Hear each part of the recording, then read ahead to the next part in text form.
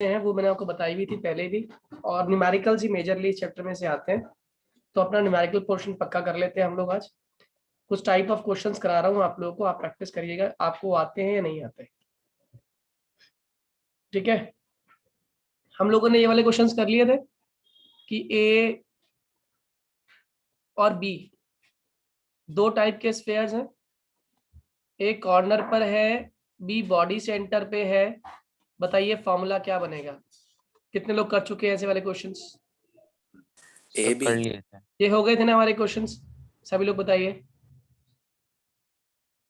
Yes sir. ठीक है, इसका वैसे जनरल अगर आपको याद हो तो ये फॉर्मूला बनाता है, ए तो हो जाएगा 1 और बी भी हो जाएगा 1, A B is the answer. फिर ये वाले क्वेश्चन कर लिए थे हम लोगों ने, HCP, CCP, ऑक्टाहेड्रल और FCC, ये एन वॉइड्स होती हैं, याद आ गया। Yes sir. और टेट्राहेड्रल कितनी होती हैं? 2n। इस पर बेस क्वेश्चन कर लिए थे हम लोगों ने, आया ना? जल्दी बोलो। सर ऑनलाइन नहीं करे थे। ऑनलाइन नहीं करे? ऑफलाइन तो हो गए थे मेरे ख्याल। ऑफलाइन हो गए थे, ऑनलाइन नहीं करे थे। एक क्वेश्चन बोलता हूँ, करके दिखा दो जल्दी से। जैसे मान लीजिए आपके पास एक ऑक्साइड है, फेरिक ऑक्साइड, FeO, और इसमें जो Fe है ये ऑक्यूपाई कर रहा है हाफ ऑफ HCP, और जो ऑक्सीजन है ये ऑक्यूपाई कर रहा है 2/3 ऑफ टेट्राहेड्रल। आपसे पूछा what is the formula, 30 second से बताइए क्या आंसर होगा।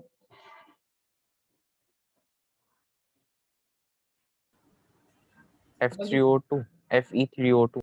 कितने लोग को आ गया Fe2O3? Yes sir.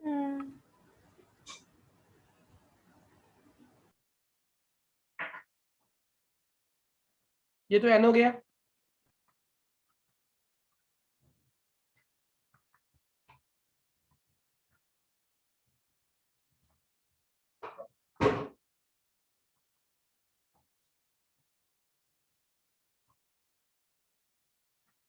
Fe3O8 आएगा इसका आंसर। कितने लोगों यस को सर। बात समझ आ गई?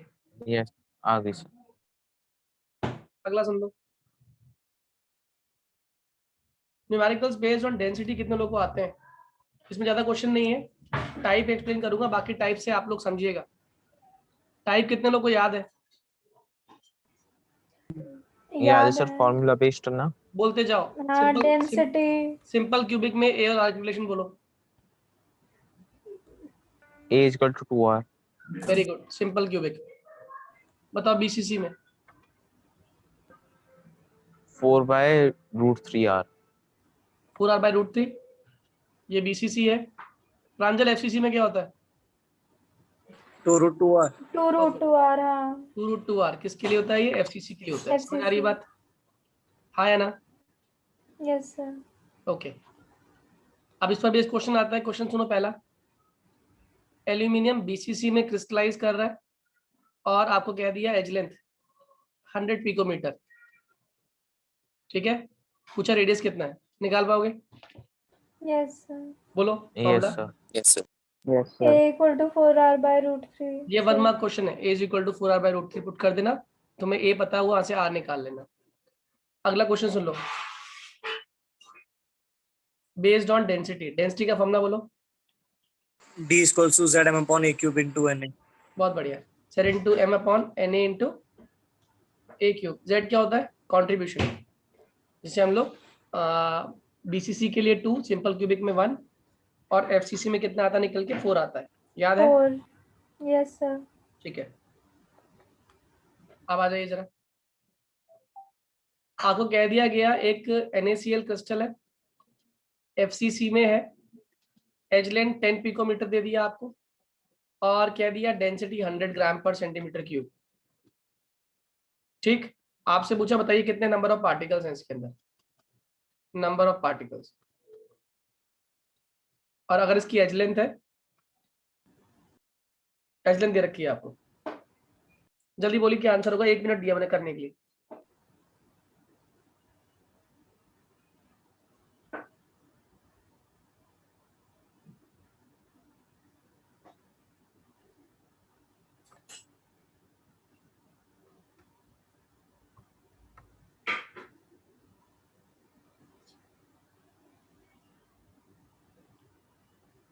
जल्दी बताइए जल्दी।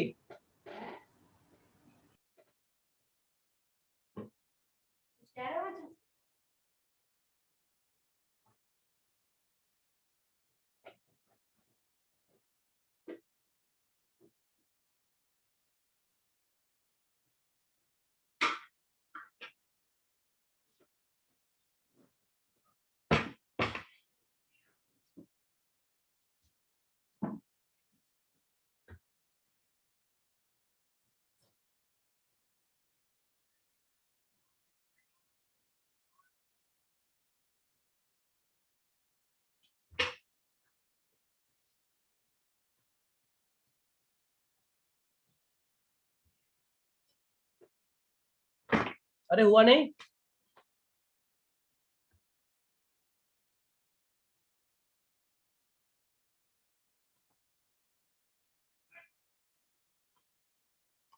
बच्चों हुआ नहीं क्या?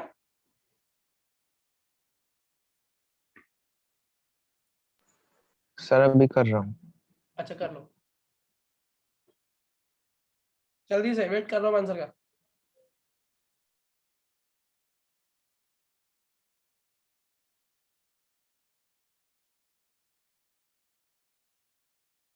सर वही निकलेगा एवोगैड्रो नंबर 6.022।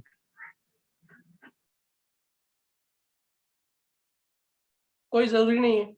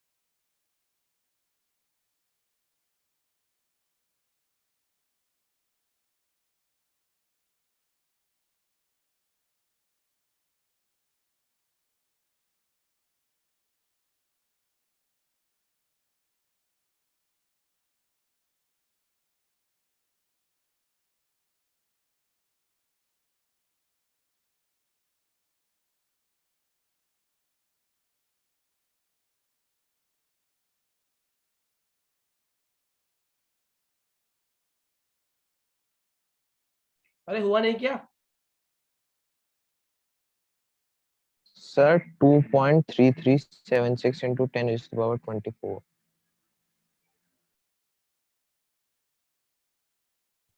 जेड बोलो कितना है? सर Z 4 4 हो गया FCC में। एम कितना होता है NaCl का? 58.44। 23 प्लस 35.5 दैट इज 58.5। एन निकालना है। ए क्यूब कितना है हमारा? ए कितना है हमारा? 10। 10 power minus 9 पावर माइनस 10, बताओ क्यों? 10 सर सेंटीमीटर में लेना है। वेरी गुड, ये बात याद रखना, एक पिकोमीटर बराबर है 10 पावर माइनस 12 मीटर के, और यही चीज सेंटीमीटर में 10 पावर माइनस 10 सेंटीमीटर है। डेंसिटी कितनी है? 100। एन निकालना है, एन को ये रहने दो।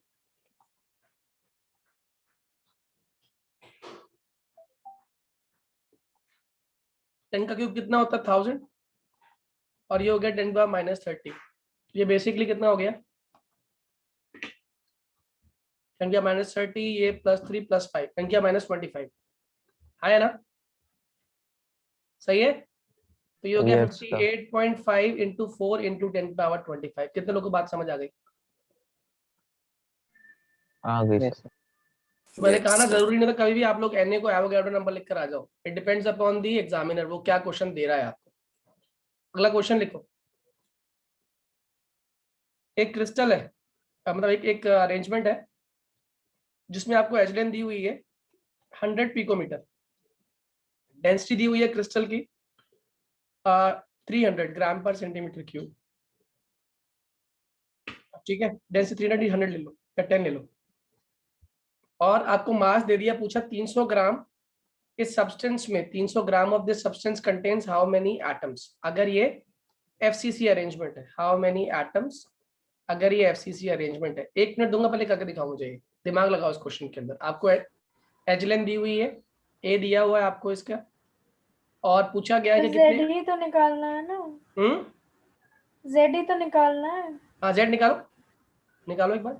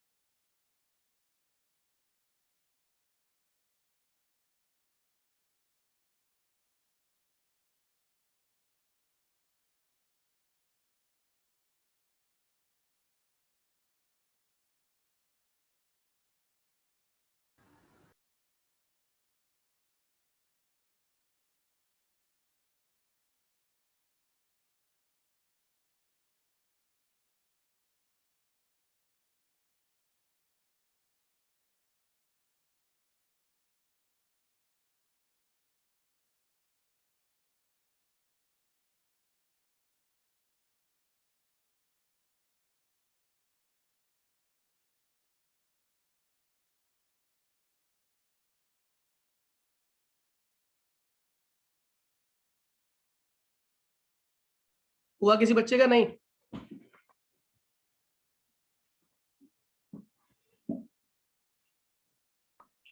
सर कैलकुलेशन तो हुई पर गलत सी लग रही है। एम ही तो निकालना था पहले इसमें। देखो एक बहुत सिंपल सा कंसेप्ट है, पहले समझो। आपको ए दिया हुआ है, volume of one unit cell निकाल लो।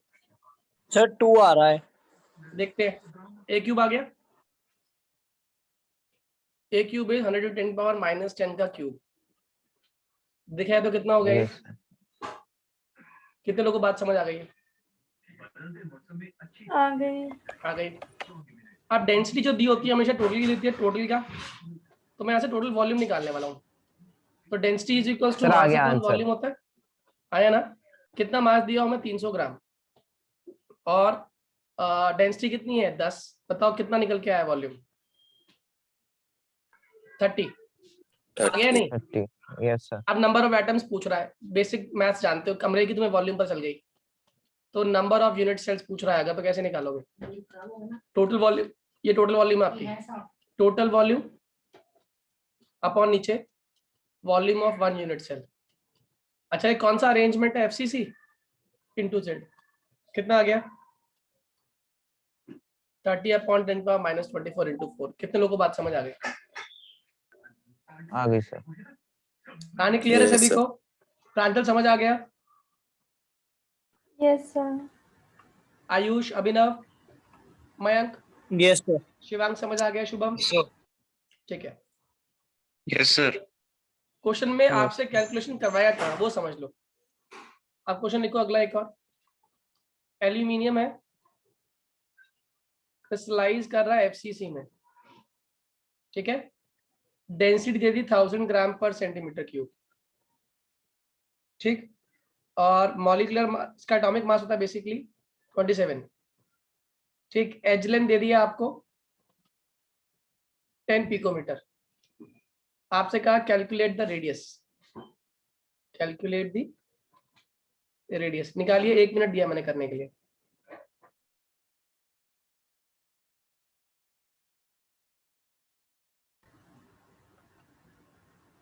सर ये 2√2 R वाले फॉर्मूला से नहीं हो जाएगा डायरेक्टली?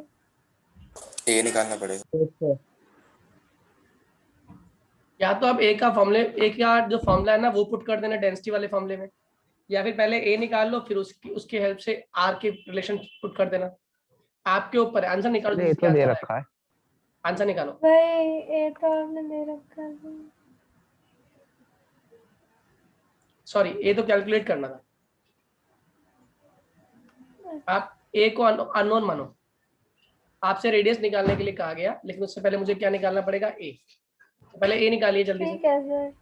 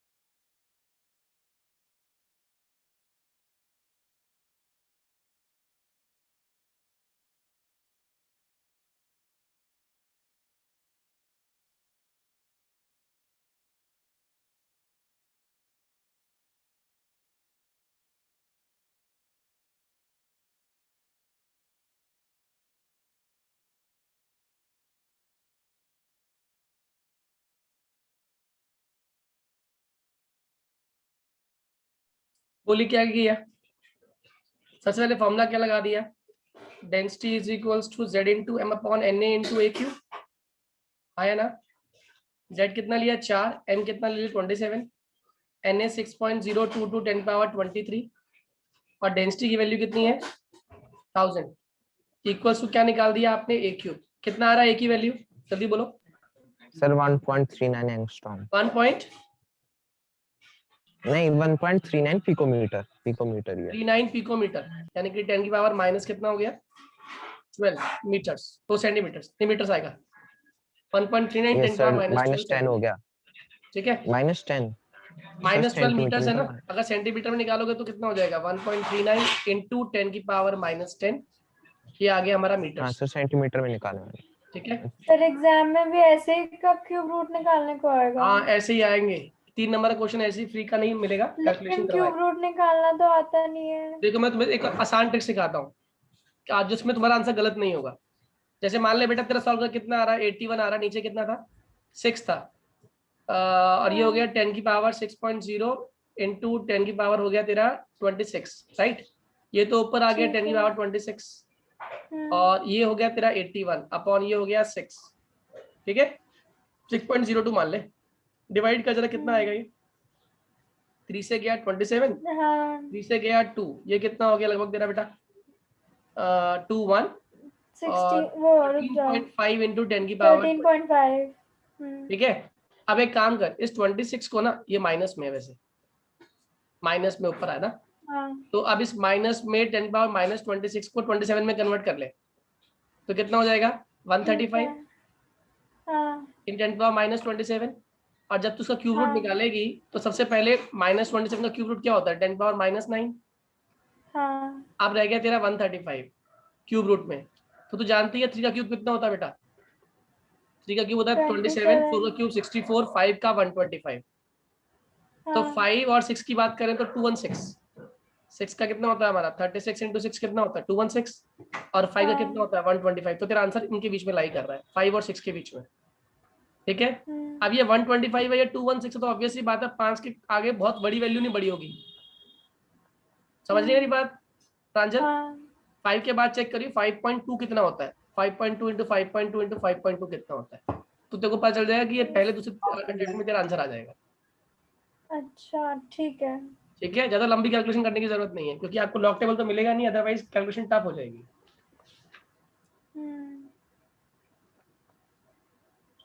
ठीक है सर। एक क्वेश्चन और दो, चलो आगे बढ़ लेते हैं, बिल्कुल सेम क्वेश्चन है, वही चीज आगे बात करता हूँ। इसके बाद हमारा मेजरली जो आने हैं वो डिफेक्ट्स आने हैं, और डिफेक्ट्स आपको पढ़े हुए हैं आप लोगों ने, मैं खाली आप लोगों से हेडिंग शेयर कर रहा हूँ, मुझे बोल दीजिए क्या क्या डिफेक्ट्स पे आते हैं। एक आता है आपका स्टोइशियोमेट्रिक डिफेक्ट्स, और एक होते हैं आपके नॉन स्टोइशियोमेट्रिक डिफेक्ट, और एक होता है आपका इम्प्योरिटी। ये 3 चीजें ही हमारे सिलेबस में है, ठीक है। आप बताओ स्टोइशियोमेट्री में पहली चीज क्या होती है, स्टोइशियोमेट्री का मतलब होता है कैटायन और एनायन की जो ज्योमेट्री है वो फिक्स है, ज्योमेट्री मतलब जितने कैटायन उतने एनायन है, स्टोइशियोमेट्री मतलब होता है fix number of cations and fix number of anions, ये हमारे पास फिक्स है। मेरी बात समझ आ रही है, हाँ या ना। अब इसमें पहला जो आपका डिफेक्ट निकल के आता है that is your vacancy defect. क्या होता है वैकेंसी डिफेक्ट, जल्दी बोलो, व्हाट इज वैकेंसी डिफेक्ट। इसमें कैटायन वैकेंट स्पेस छोड़ जाते हैं, मतलब बहुत वहां बढ़िया, से मान लो plus minus plus minus plus है, माइनस प्लस यहाँ से कोई चला गया, मान लो यहाँ पे गैप क्रिएट हो गया, या फिर ये आ गया फिर से आपका प्लस, फिर आ गया माइनस, तो यहाँ पे क्या क्रिएट हो गई आपकी वैकेंसी क्रिएट हो गई वैकेंसी। किसी कैटायन या एनायन के जाने से। जनरली मूव कौन करता है, छोटा जो पार्टिकल होगा मूव करने के चांसेस ज्यादा है, ये चला गया तो पीछे क्या क्रिएट कर दी इसने वैकेंसी, वैकेंसी क्रिएट हुई तो ऑब्वियस सी बात है डेंसिटी क्या हो गई आपकी, डेंसिटी कम लेस हो हो गई। गई। डेंसिटी लेस क्यों हुई ये बताओ, क्योंकि मास तो उतना ही है ना, मास तो उतना ही है, मास तो आपका सेम है, सॉरी मास कम हो गया, मास लेस हो गया, वॉल्यूम सेम है आपकी, तो वॉल्यूम सेम है, मास लेस हो गया, तो डेंसिटी ऑब्वियस ही बात है क्या हो जाएगी, मैंने यहाँ पे उल्टा लिख दिया, density is equals to mass upon volume, और मास आपका लेस है वॉल्यूम ज्यादा है, तो ओवरऑल डेंसिटी का फ्रैक्शन की वैल्यू क्या आने वाली है, कम हो लेस आने वाली है, हाँ या ना। Density is equals to less due to vacancy defect. Am I clear to know. Yes. Am I clear to you? समझ आ रहा है नहीं? Yes, sir. अच्छा, आप बताओ, अगला आता है Yes, हमारा sir. Interstitial defect. क्या होता है इंटरस्टिशियल? तो इसमें कैटायन आयन एक अलग साइड पे ट्रैप हो जाते हैं। बिल्कुल अपनी सही है। side प्लस छोड़। Minus minus plus minus plus plus minus plus minus, ये हमारी क्या बन गई है? Interstitial sites. याद है?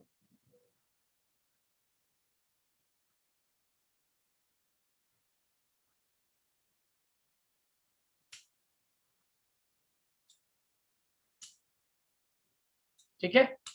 अब क्या हुआ, इनके बीच में जो गैप है, इसमें आगे कौन ट्रैप हो गया? प्लस आ गया कोई या माइनस आ गया? तो बताओ ओवरऑल डेंसिटी पे क्या फर्क पड़ा? कुछ बढ़ फर्क नहीं गई। पड़ा। हाँ जी।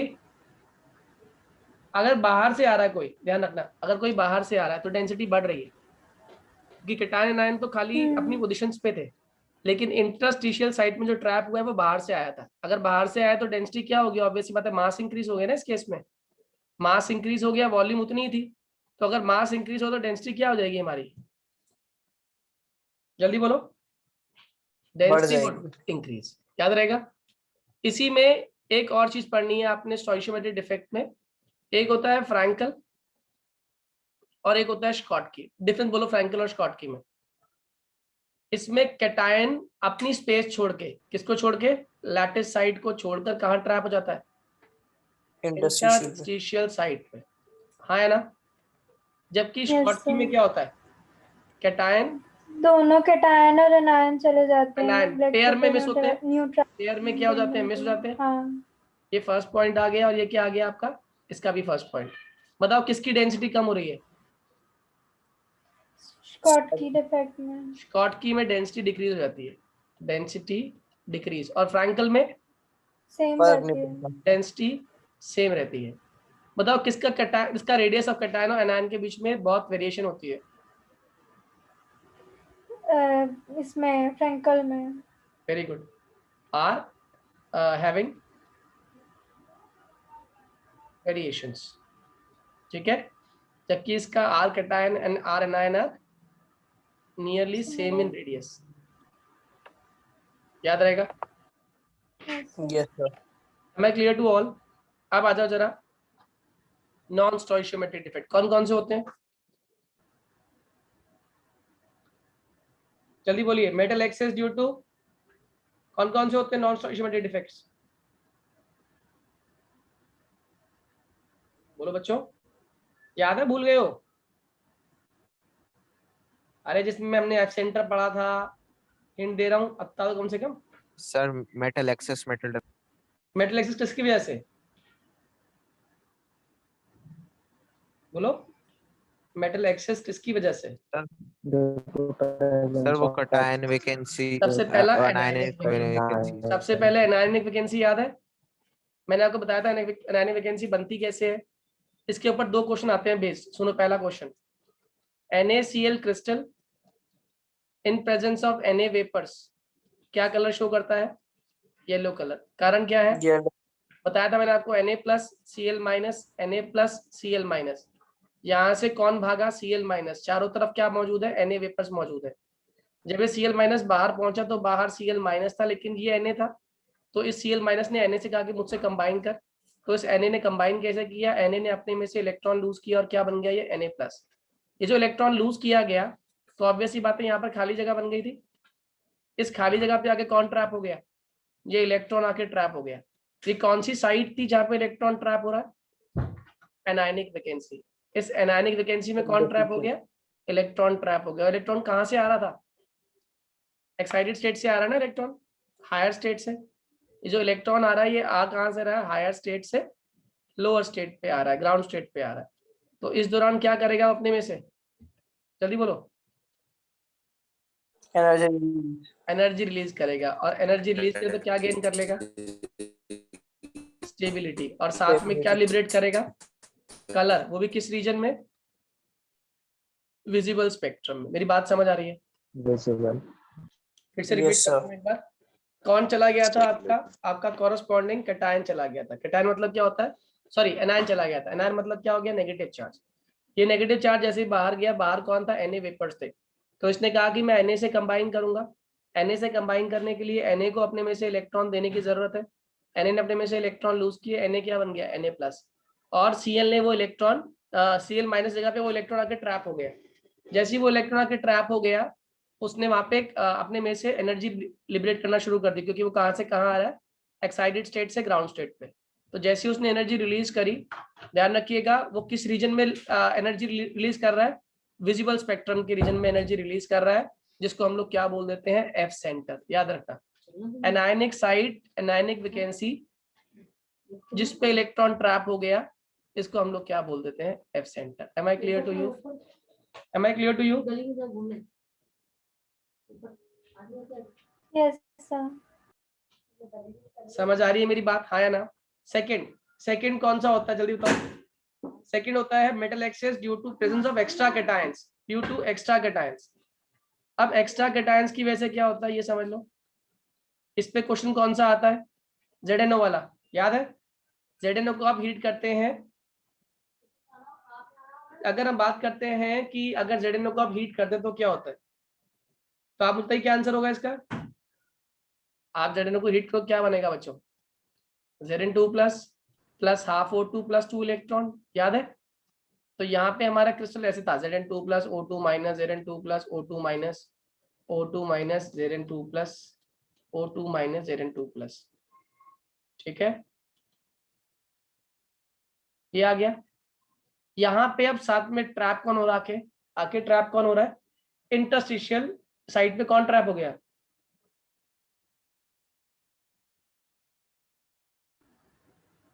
इलेक्ट्रॉन्स अब ये इलेक्ट्रॉन कहाँ से आए प्रांजल, हीट करने से। ऑब्वियसली बात है, ये इलेक्ट्रॉन सारे के सारे हमारे आए हैं जिंक ऑक्साइड को हीट करने पे। अब ये इलेक्ट्रॉन ट्रैप हो रहे हैं, ऑब्वियसली बात है, इलेक्ट्रॉन चार्ज पार्टिकल, और चार्ज पार्टिकल किस में हेल्प करते हैं, पहली बात तो कंडक्शन में, तो एक तो कंडक्टिविटी बढ़ गई। दूसरी बात, ये इलेक्ट्रॉन कहाँ से कहाँ आए हैं, हायर स्टेट से।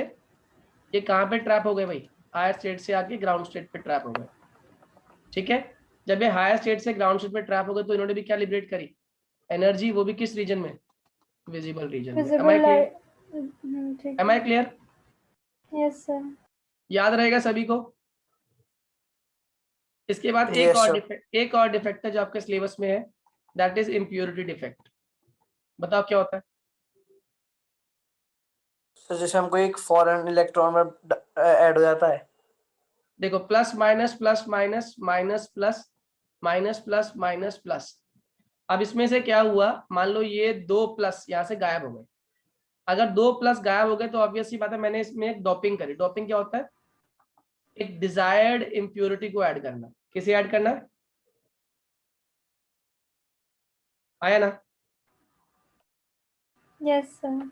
और मैंने मान लो फॉर एग्जांपल ऐड कर दिया SrCl2, तो इसमें से कौन सा पार्ट निकला, Sr2+। तो जाके Sr2+ ने किस पे कंबाइन कर लिया, इस जाके साइड पे ट्रैप कर लिया। ऐसे जैसे ही ट्रैप हुआ, बताओ इसने क्या चीज आते ही मेंटेन कर दी, स्टेबिलिटी। Electrical neutrality.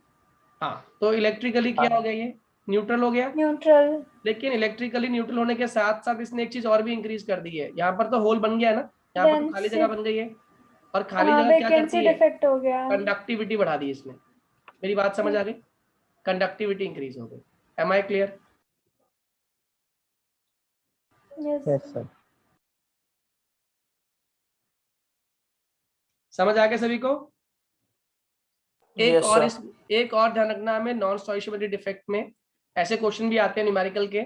आपको दे दिया Fe 0.9a 1.0, ये क्यों एग्जिस्ट करता है, कारण क्या है, तो मैंने आपको बताया था। असल में जब भी स्टोइशियोमेट्री में कोई वेरिएशन आता है, उसके पीछे एक ही कारण है कि जो दिख रहा है वो है नहीं। ऐसे ही यहाँ पर भी Fe अकेला नहीं है, Fe 2 फॉर्म में है, एक Fe2+ है और एक Fe क्या है हमारा 3+, ठीक है। अब मान लीजिए क्वेश्चन के अंदर आपसे पूछा कितना Fe2+ है, इसके अंदर कितना Fe3+ है। तो एक काम करो, हमने मान लिया कि इसके अंदर X% Fe2+ है, तो ऑब्वियसली बात है 0.95 माइनस X% क्या है इसके अंदर, Fe3+। हाँ या ना? अब क्वेश्चन के हिसाब से स्टोइशियोमेट्री बैलेंस करती है काउंटर आयन की हेल्प से, तो यहाँ पर क्या हो जाएगा, X × 2 + 3 × 0.95 - X। इसे कौन काउंटर बैलेंस कर रहा है, ऑक्सीजन। कितना हो जाएगा 1 into 2। कितने लोगों को बात समझ आ गई? Yes sir. Yes sir. आया ना? Yes sir. ये हो गया 2x, ये हो गया 2 पॉइंट कितना हो गया 2.85 85 minus minus 3x 3x is equals equal to to 2 2। तो अब देखा जाए तो ये माइनस x हो गया, इधर जाके माइनस 0.85 हो गया। हाँ यार, minus 0.85। क्लियर है? Yes sir. Yes sir. तो अब आपसे पूछा गया रिलेटिव परसेंटेज कितनी है, तो कैसे निकालोगे? x तो हो गया 0.85, यानी कि Fe2 प्लस कितना है आपका 0.85, तो बताओ Fe3 प्लस कितना हो गया 0.95 माइनस x 10 कितना हो गया no सर 0.1 0.10। तो अब रेशियो निकालना हो तो 0.10 अपॉन 0.95 ये आ गया with respect total. Total percentage किसकी? Fe3 प्लस की, और Fe2 प्लस की कहूँ तो कितना हो जाएगा 0.85 अपॉन 0.95 इंटू 100। मेरी बात समझ आ गई? Yes sir. Yes sir. Clear to all?